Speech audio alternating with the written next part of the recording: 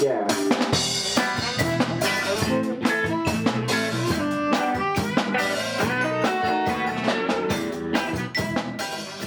We work very hard, we practice a lot, and we really get down to like the details in our music a lot.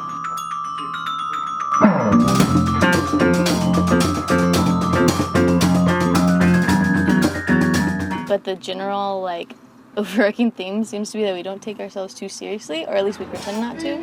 I'm feeling glad. This is tomato time. This is a massive tour. It's way longer of a tour than I've ever conceived.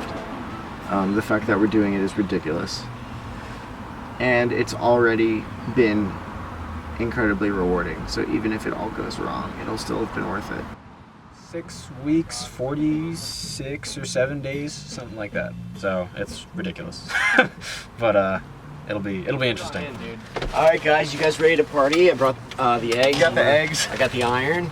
Is that a waffle iron? So we're starting in DC. We're making a little loop to West Virginia and down to like Richmond, going all the way up to Boston, Massachusetts, across to Chicago, down through Oklahoma to Austin and Houston, Texas, then across the bottom of the United States to Pensacola, Florida, and back up to DC.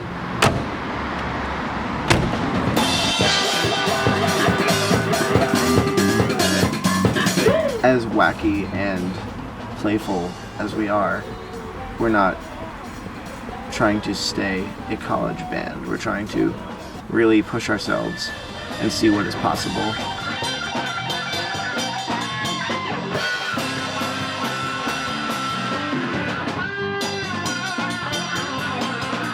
We have shows at our house, which is called The Void, that I like run and book. It's definitely been part of a movement of growth for the scene here.